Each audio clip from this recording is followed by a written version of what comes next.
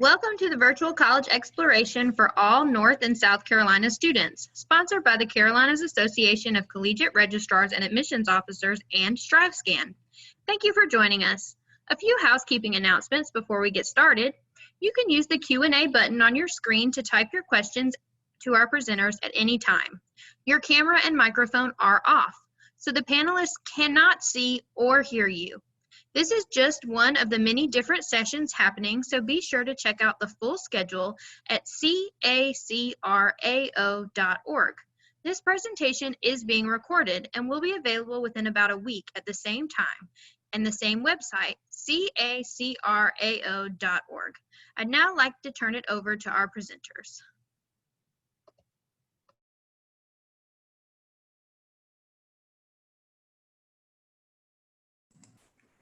Thank you for that introduction. Welcome here, everybody. We're going to talk a little bit about how to choose a college that's perfect for you. So we're just going to go ahead and introduce ourselves and tell a little bit about our colleges here specifically as well. So up first, we have Lauren. Hello, I'm Lauren Francis, and I'm an undergraduate admissions counselor at Converse College. We're located in Spartanburg, South Carolina, which is about 30 minutes away from Greenville, an hour from Asheville. We're a four-year co-educational private college. We have about 1,500 students, including undergrad and graduate. And to apply to Converse, if you want to know about scholarships, the early action deadline is November 1st, and our application is totally free.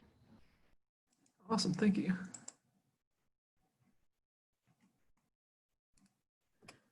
Hey guys, my name is Amanda Platt. I'm an associate director at Lander University. I work with all out-of-state students, graduate students, and anyone interested in any of our online programs.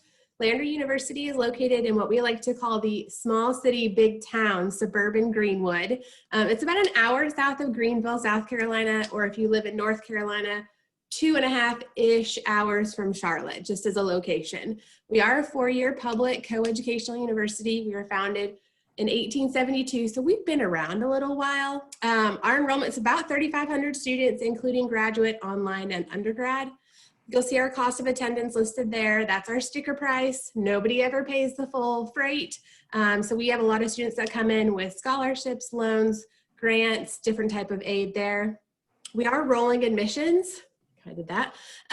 So we work with students in the fall, summer, spring, all throughout the year, but our priority scholarship deadline is going to be November 15th. So you want to get that application, which is also free all the time, into us and your high school transcript before November 15th.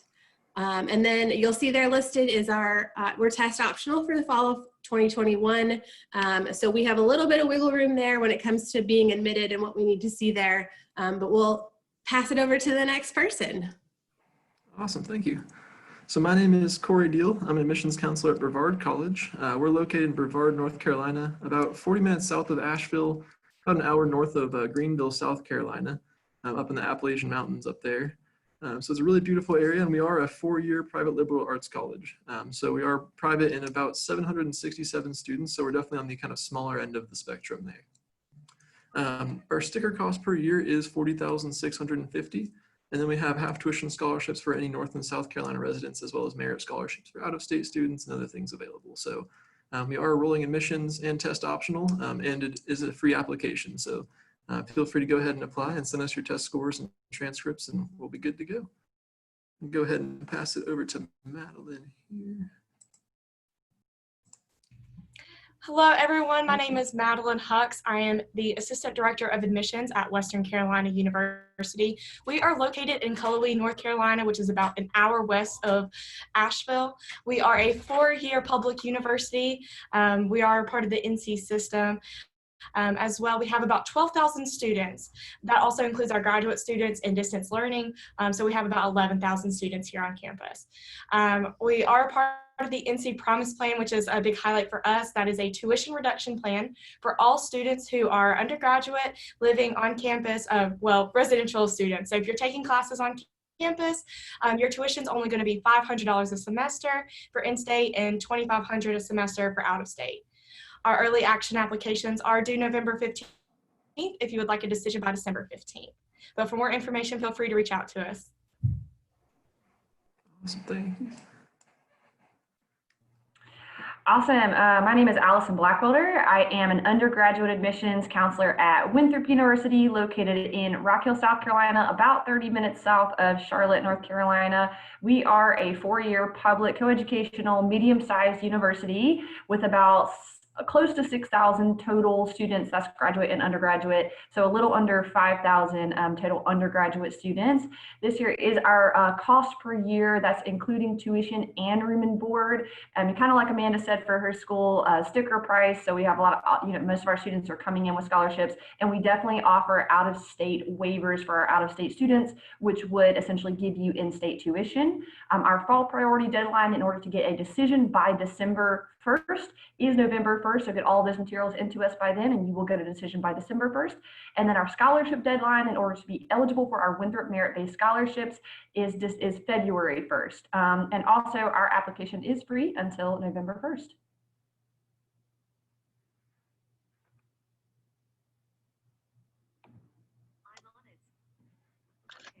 All right, what's going on, everybody? Appreciate y'all hanging out with us on this Wednesday evening. My name is Daniel J. Watson, one of the undergraduate admissions counselors here at the Johnson C. Smith University, located in the heart, the Queen City of North Carolina, Charlotte, North Carolina. We are 5 minutes down the road from the Carolina Panthers and 5 minutes down the road from the Charlotte Hornets. We are still hurting about Kim and Kimba leaving us for those Boston teams up there. JCSU is a 4-year private liberal arts university, and we are a historically Black college and/or university, the #1 private HBCU located in North Carolina, as well as the only HBCU in Charlotte, North Carolina. We are on the smaller end of students. Enrollment is just underneath 1,500 students, and our cost of attendance is $26,000 per year. Like I said, we are private. We do not do in-state or out-of-state tuition. It's one price all the way across the board. No application fee, and we always operate on rolling admissions. Also, a fun fact, every single first-year student will receive a free iPad mini and passport within their first year. Awesome, thanks, Daniel. We're about to dive in, now you met us all, we're about to dive a little bit more into some of the details here about different colleges and some of their different aspects of them. So to start us out, Daniel's actually going to go ahead and talk about academics and activities. All right, so when it comes to academics and activities, that question right there is, what are you looking for in a university? So as emphasis on the word you, I think that's one of the coolest things about coming to college. You actually have the autonomy to decide where you want to go and what you want to do. So let's say I want a school that has marine biology, a marching band, and 10,000 students. There's a variety of schools out here that are just fit just for you. When it comes to academics specifically, consider your strengths and areas of improvement. So, normally we hear weaknesses, but I like to say areas of improvement. What are you good at? What are you not so good at? What are you passionate about? I would definitely encourage you all to take a career assessment test right now to see what types of possibilities might be out there for you when it comes to life after college.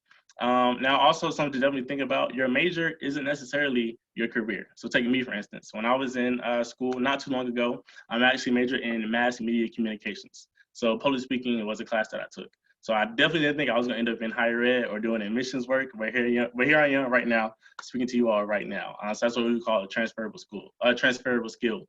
So don't get too hung up on, I have to have this exact major. Also, definitely check out that school's catalog when it comes to, are they going to have my major? Can I minor in that? Can I double major? And also here at JCSU, we do have a thing called interdisciplinary studies, which basically we can combine or build your major between 2 or 3 different majors that you're interested in.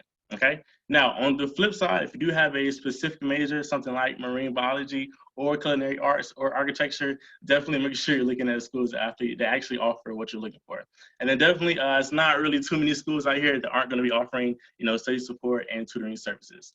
All right, moving along to athletics. Okay, so some people love sports and some people might not be the biggest fan of sports. On the flip side, okay. So what division is that school? Is it 1, 2, 3? Is that school located in a college town? Are you even going to be attending sporting events? Or is that something that you actually value? So tailgating might be attractive to some people, somebody like me. I'm a tailgater. But on the flip side, it might not be that attractive to you either, okay? Now, lastly, when we get into student organizations, okay? Now, my secret to success is get involved on campus, okay? That's gonna be your gateway to your next step in life. I promise you that, okay? Certain things, do I wanna go Greek, join a fraternity or a sorority? Do I want to study abroad or be a part of a modeling troupe? So literally there's hundreds of things out there that you can do at these different universities. Your network equals your net worth. Okay, so like I said, definitely get involved on campus. You never know who the person that you're going to meet can be your meal ticket to the next position or job opening. Okay, and definitely you might want to have some fun activities, but also be involved in organizations that will allow you to hone skills that are actually related towards your career. Okay, then that last one down there, I think my screen was blocking it, but I believe It says start your own. There we go. So yeah, start your, my screen was blocking me. So start your own. So you might be at a school and you might think that the school has, a void somewhere. So you can actually get together with you or 3 other classmates and actually start your own organization and leave your stamp on that campus. So yeah, some cool things to consider when it comes to academics and activities. Awesome, thanks, Daniel. I'm gonna throw it over to Amanda here and she'll talk a little bit about the size of the college. Perfect. So just sizing up your college choice, right? Finding the college that fits you. I'm sure if you've done any campus tours already, whether that's virtual or in person, you're going to hear them say, you want it to feel like home. Well, what does your second home for the next 4 years look like as far as size goes? Couple different categories there. So you've got small, which might be less than 2,000 students. A couple of the colleges that we have with us in this panel fit that category. Medium. I like to say we're on the more medium, less small side, but we fit right into that 2,000 to 15,000 category, as well as Winthrop and Western. Large might be a school like Clemson University, between 15 and 30,000 students. It's like a small city. But then you get into huge, right? So UNC Charlotte, USC Columbia, massive institutions. What are you looking for there? So with your small school, it's going to be small classes, lots of hands-on opportunities. Individually designed majors, like kind of Daniel was talking about. Their advising system might be completely different. You might be able to come in with a first-year advisor who's going to stay with you for the whole year versus someone who's going to advise you and maybe 1,000 other students. Advisors are going to know who you are, just like the faculty and staff. And depending on that major, they might stay with you again for the first year or all 4 years. I know the school that I chose, my advisor was my advisor the whole 3 years that I was there because I transferred 3 times. So with the 3 years, she was there and she's fantastic. Now we're friends as adults, which is great. Another small school or medium-sized school bonus. And a strong sense of community, depending on where you're at with the city. Is the school size the town, right? So not to pick on Erskine, we love them, but like due west, if you've ever been there, Erskine is due west, right? So that might be what kind of community that you're looking for. Or do you picture yourself at like a Big Ten, right? So he was talking about tailgating and things like that. If that's your MO, like football and tailgating and sitting in a classroom that might be one of 100 students and they know you by social security number versus name, that's cool, that's awesome. Different opportunities available for you there. Different types of student activities. So again, that plays into what type of experience you want to get while you're there, different majors. A little less of building your own major or something that might accommodate you, more a list of majors that maybe you get to choose from. But also like Daniel said, because he was on it, like if you're looking for architecture or something specific, when you guys are looking at your schools, really focus on like, do they have it? That kind of goes into location and they'll talk about that a little later, but all that comes into what size campus is right for you. So remember, medium doesn't always mean it's just right. Explore what feels comfortable and where you feel like you want to spend the next 4 years. Awesome, thanks, Amanda. Next, we're going to go ahead and talk about location. Awesome, thank you. Yeah, so kind of similarly to what Amanda was saying about your college, it's going to be your home, likely for 4 years, and where you choose to be, as far as the town, the city, the area, that could be your home for 4 years plus. So, the first thing that we learned in my marketing classes was the most important rule of marketing is location, location, location. And I think that really applies here to when you're choosing your schools too. So I just listed here, some questions to really ask yourself whenever you are looking at different locations. So first one, which geographic region do you prefer? So if we're just looking at even the whole of the United States, just to narrow it down to those geographic regions? Do you want to stay more in the Southeast? Do you want to go over to the West Coast and kind of see what they have to offer there?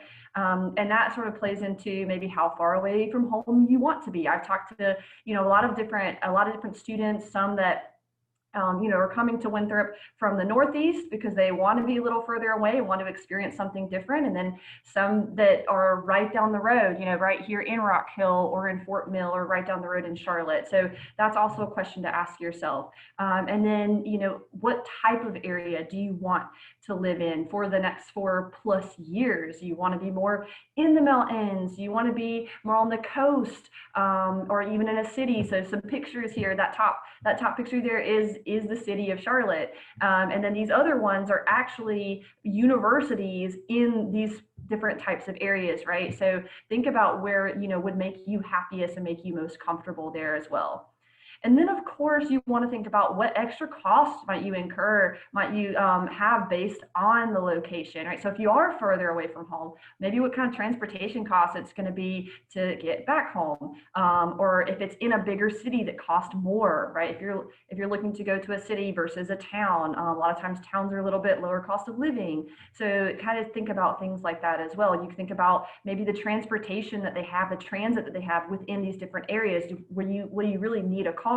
Will there be really good transportation there? So all of these kind of different costs that factor into that as well. And then, of course, the schools that you were looking at in those different locations, do they provide unique opportunities based on where they are located? So that bottom picture you see there is the University of Miami's Research Center, or Marine Biology Research Center. And it's, they're able to, really do a lot because they're on the coast, right? So think about things like that when you are thinking about location. And then finally, what will life after college be like? Like I said, you might be living in that area or around that area for years to come. So you want to think about the opportunities and things that, and social life, all of that kind of stuff that you're looking forward to. You want to think about what that will be once you graduate as well. Awesome. Thanks, Allison. All right, I'm going to talk a little bit about the differences between private and public colleges here. So in general, there's really only kind of 3 main things that you'll kind of see the difference there.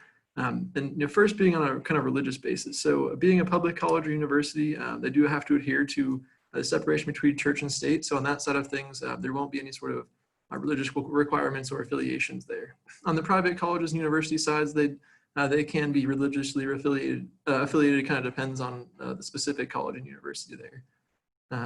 Next, kind of looking down, will be size. So in general, public colleges and universities definitely tend to be more on the medium to large student body size, sometimes even going to that huge size we were talking about earlier. Whereas on the private colleges and university side, you're definitely going to see more of the medium to smaller student population size. So you'll have those smaller class sizes, get to know, you'll see your professors a little bit more and that kind of thing. So really kind of pros and cons to each one, and really just kind of depends on what you're looking for in a college. And then kind of last but not least, of course, is the funding aspect. And this is always kind of a big one here. So it really kind of depends on, what's available to you. With public colleges and universities, there's definitely more kind of state funding, things like that available. Whereas in the private colleges and universities, it's going to be more kind of institution specific. So kind of what merit scholarships do they have? What outside scholarships are available to you? Those kind of things there. So both can be made to be affordable either way. It's just one of those things you're really going to have to work with your admissions counselor to kind of work through what kind of scholarships, grants, financial aid, all that kind of fun stuff is available for you there. So that's really kind of the main differences there. But if you have any questions, it's always good to ask an admissions counselor to make sure they can get those cleared up for you there. All right, next we're going to go ahead and throw it over to Lauren for some financial aid information.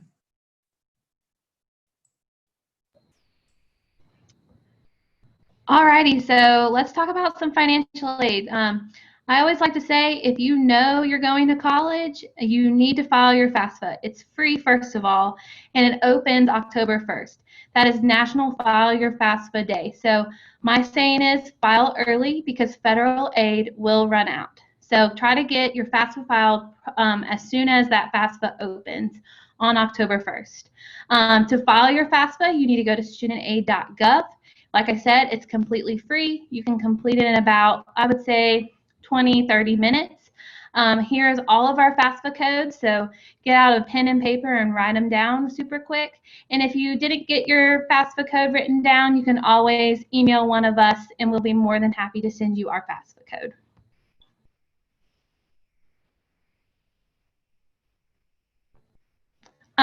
So show me the money. Colleges offer scholarships and grants and all the things. So you need to check out every school's website for scholarship opportunities. For example, here at Converse, we offer endowed academic scholarships for South Carolina and out-of-state students, athletic scholarships, talent scholarships. And like I said, every college's website has a scholarship tab. So make sure to check us out on our websites. They're super important. You want to try to get as much scholarship money as possible to bring that cost down to college.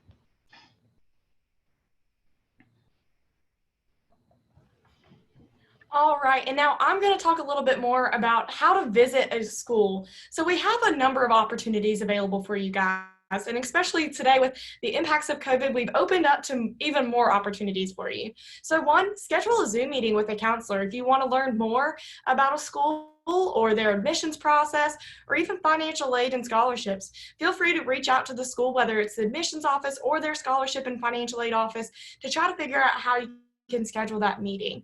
Now, typically, they are available Monday through Friday from 8 to 5, but each office is going to be different. So also check with them on their availability and be respectful of those office hours as well, because I know a lot of us, we try to squeeze in as many meetings as we can with you guys, and we want to talk to you, but we try to keep it within that time frame. I see a lot of head nods from some of the other co-panelists. So also, we do offer campus tours. So for example, Western, we are not offering face-to-face tours right now, so make sure that you ask whether we are offering them or not. I know that Brevard has been offering tours for quite a while now, if I remember correctly. So each school is going to be different, as well as how their tours are going to be set up. So feel free to reach out to the schools as well, as far as if they're offering tours, how they're offering them, if there's anything that you need to know before or after visiting a tour. We also offer a number of special events. Those can be open house events, honors days, which is specifically towards honors colleges. We have juniors day. So if you're a junior in high school, I know that we had one question already in the Q&A box from a junior. You're more than welcome to come visit for some of these days, but also check with the school to see what special events we offer. I know for Western specifically, we do not offer Juniors Day, but I know that UNC Charlotte, for example, does. So reach out to them, see what other special events they have. And I'll go ahead and also talk about some of the importance, the importance of visiting the school. One, it gives you an idea of what your experience could look like as a student. Does the school offer you a program that you're interested in? Do they have the community that you're looking for? There's a number of other things that fall into that category as far as the experience part. You also get an idea of what the students are like. I know for us, the open house event is the best way to see what the student activity is like. You see students interacting on campus. You get to meet a number of current students, as we have students who are tour guides who come and help you throughout that day. You need to think about the distance expectations. I know for me, Western was 2 hours away from my home, and it was close enough to where I could go home on the weekends, but it was also far enough away to where my parents could come up for the day if they really, like at the last minute, if they really wanted to.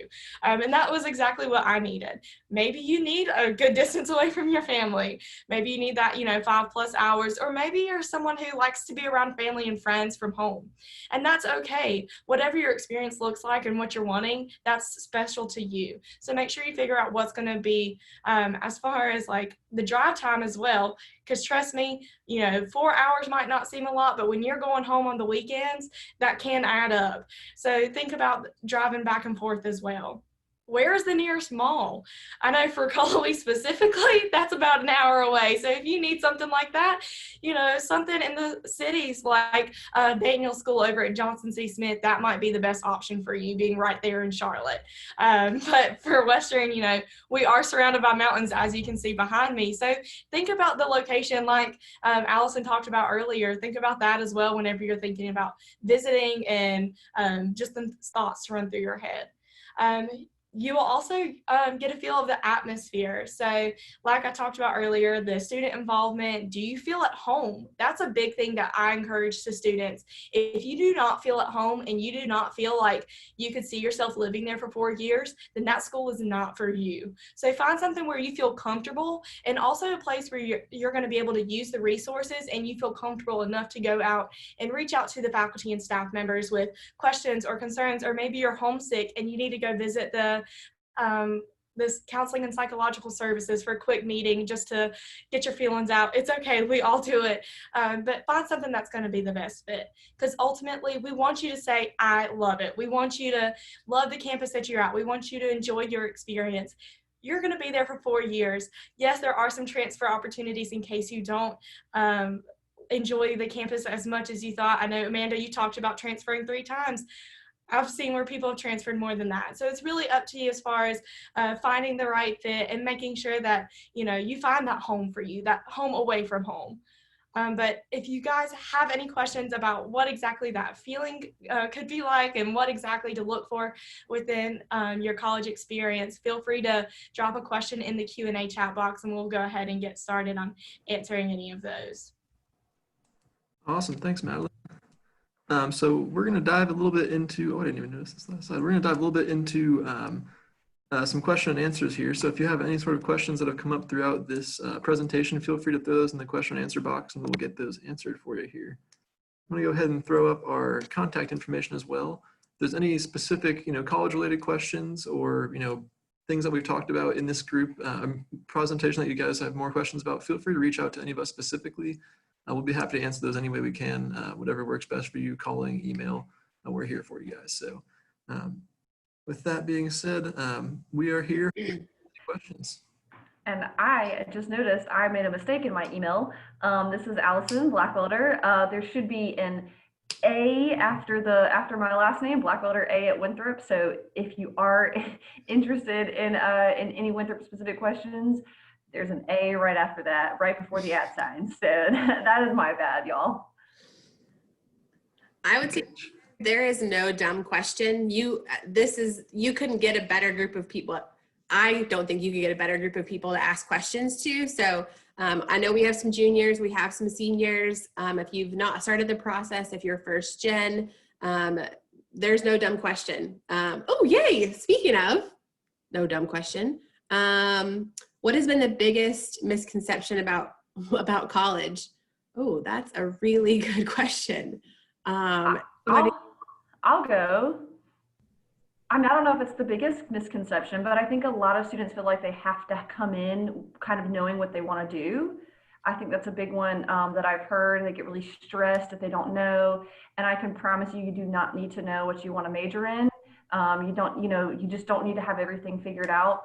I'm sure a lot of our universities even have services to help you, with that. I know that Winthrop does. So I don't know if it's the biggest misconception, but I think I get that a lot and get a lot of stress from students who aren't sure. But I promise you, you do not need to know. Just like you can transfer multiple times, you can also change your major multiple times. And that's what, advisors and faculty and staff are here to help you with. I know one thing that I've heard from students, because I did act as a mentor for 3 years, my last 3 years of being here at Western, and one thing that a lot of my mentees had talked about was that they thought that whenever they were going to come into the college that they weren't going to know how to time manage and that they were going to have to struggle getting at social life in. And I think as long as you stay on top of everything and you are a good planner as far as like figuring out a time for your studies as well as a time for hanging out with friends, even if it's, hanging up an Eno or playing a soccer game, whatever it is, making sure that you have that time as well. Because I will say from one person who my first semester freshman year, I tried to fully stay in the studies because I was not doing well in chemistry.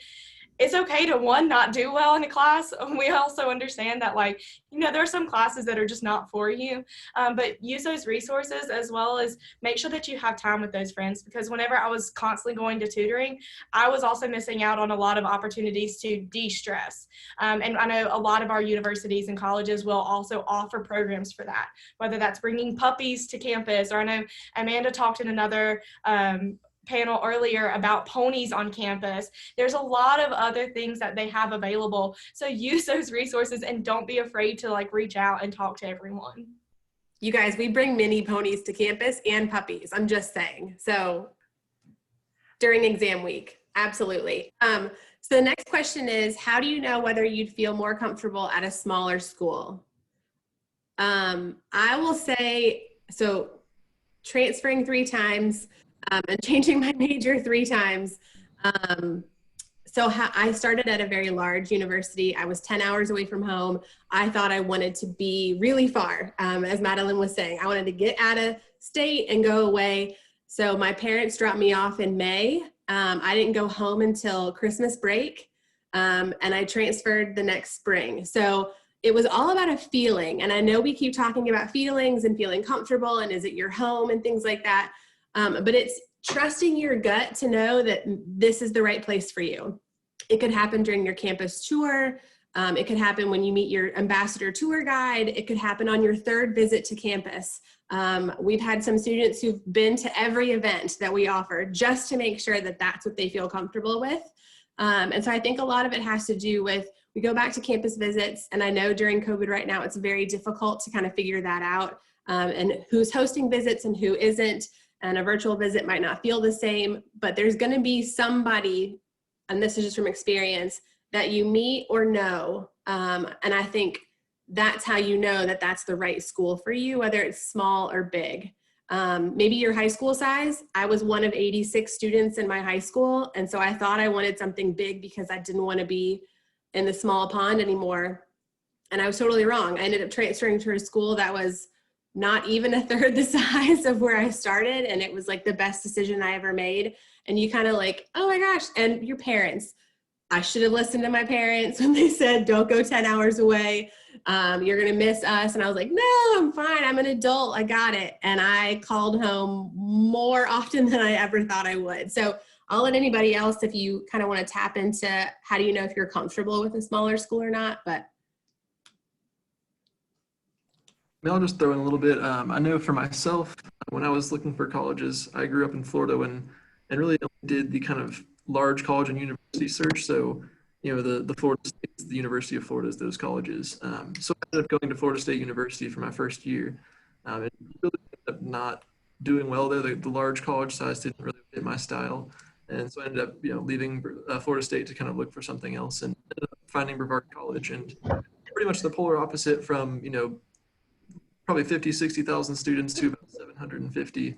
Was pretty much polar opposites, but I will say that the main thing that really made my decision was the tour. So, I hadn't checked out any smaller colleges, so I took a tour of a private small college, and I realized that smaller size, really the smaller class sizes, things like that, were kind of exactly what I needed as a student. But again, it is really kind of dependent on us as to what you're looking for in a college. Do you like the smaller class sizes? Do you want the bigger group where you can get to know more students, that kind of stuff? It's really kind of what you're looking for. So I'd always recommend taking those tours and talking with students and admissions counselors and things like that. Cool. Yeah, I think that kind of leads. Did anybody else want to say anything? No, I was going to say the next one is totally geared for you. Yeah. So. Yeah, that kind of leads into the next question. So does JCSU or Johnson C. Smith give a homey feel, and do you accept early college students? So yes, we do accept early college students. We're going to take all those credits that you have. We want all those credits.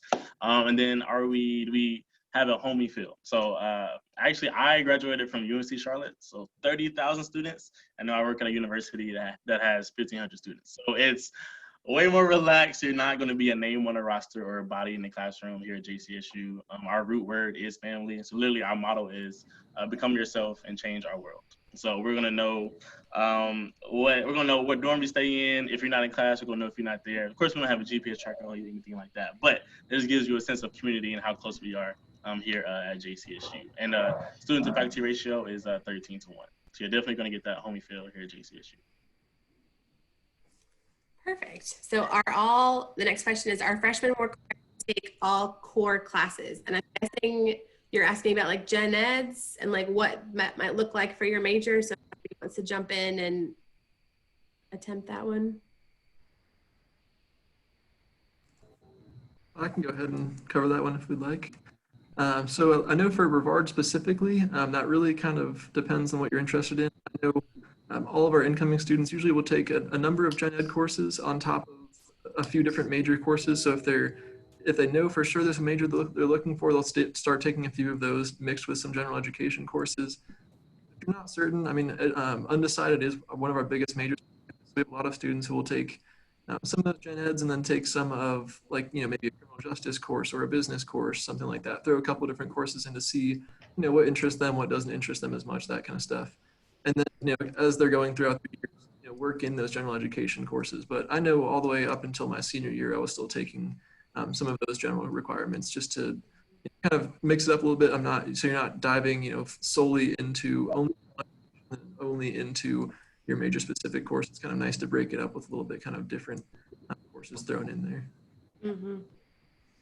Yeah, I would second that. It just depends on what you're wanting to study. You're, I say at Lander, if you're a nursing student, you really kind of have just that first year to get your kind of gen eds or those core humanities, liberal arts classes out of the way, because the next 3 years are straight up all nursing, doing rotations and clinical visits and simulation lab and things like that. So it really just depends on, I think, the school and the major that you're choosing, kind of how they frame out what 4 years look like. So what's the difference between a college and a university?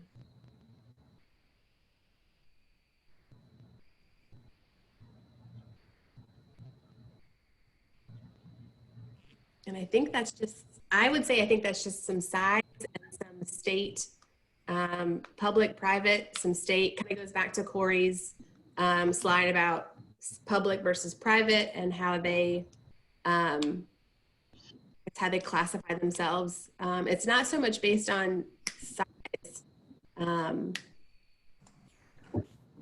From what I understand, it tends to be more just kind of what the college or university actually decides they would like to be called. There isn't really a huge specification or difference between colleges or universities. They kind of, it really just is whatever that specific institution wants to label itself as. Yeah. So this must be a part 2 to Daniel's question. Do all colleges here accept early college students and credits? Yes, is the answer for us. Yeah. Yes, for Winthrop. Yes, however, I will add on to that. Double check with the school as well as far as what is going to transfer, because I know with you, with like early college students, for example, I know that you're coming in with like an AA or an AS to make sure that all of your credits will count towards your major, because some of them may not. I know specifically for me, I was not a early college student. I actually did the dual enrollment and I took some nursing courses because that's what I thought I was going to do. And some of my nursing courses that were specific to the community college did not transfer over. So for example, my medical terminology did not transfer, whereas my anatomy and physiology did. So just double check. I know for us, we definitely have a website where you can look to see what's going to transfer, and most of your other schools should have that available as well. Even if it's not specifically on their website, they'll have some sort of document that they can provide to you. Second that from Winthrop as well. Yeah. All of that. What do colleges look at most to get accepted?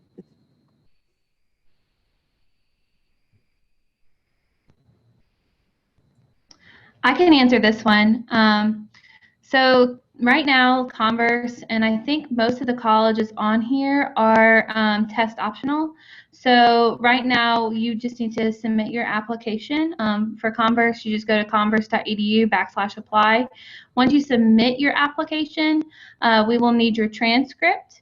And then from there, we will look at your grades. I will say at Converse, if you we will look at your transcript like a fine-tooth comb, and we will go through every course that you've taken. Let's say you've taken dual enrollment, we'll see that on there. You've taken AP, we'll see that on there, and so forth. Now at Converse, you can go the traditional way and submit your test scores.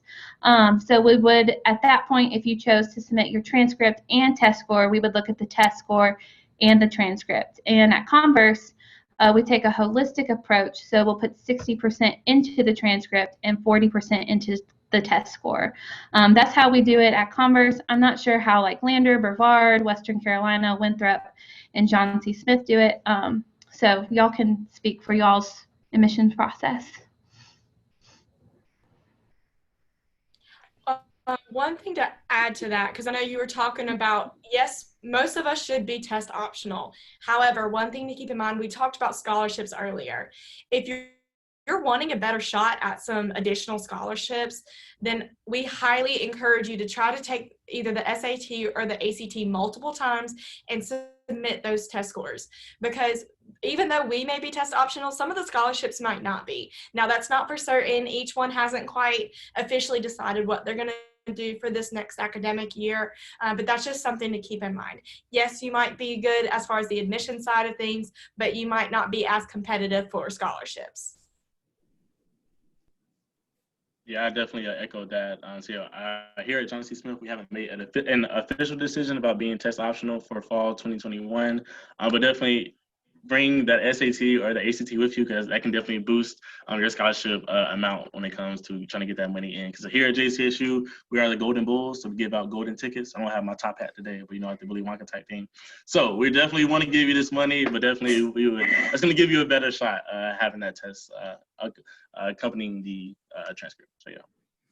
So I will say for students, even though we are test optional for an admissions decision, for any scholarship offers, we will need to see an SAT or ACT test score. We totally understand that right now they're being canceled or they're filling up really quickly. So if you took it as a junior, go ahead and submit that score. If you plan on taking it in October or November, go ahead and list Lander University or anybody else listed here to receive that score. So we know that we might not have it by that November 15th deadline, and we're willing to work with students, obviously with everything going on. But as far as admittance goes, it's just the transcript and the application itself. But for scholarships, we would need to see a test score. So.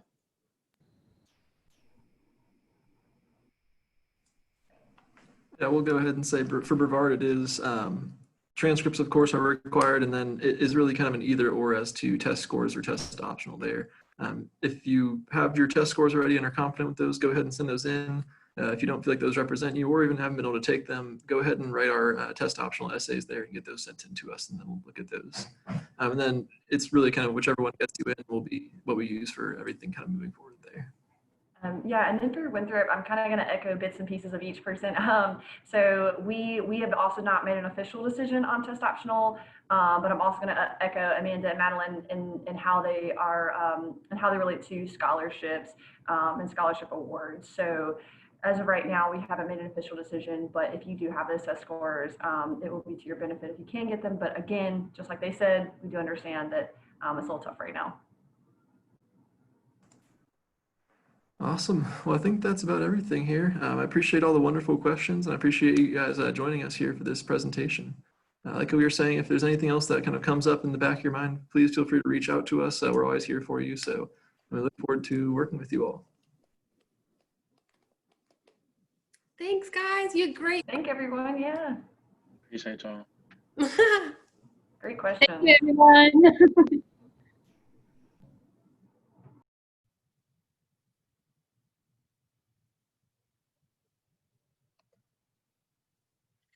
Thank you for joining us. When you close this window, there will be a link to a very quick 4-question survey. We'd appreciate any feedback that you can provide.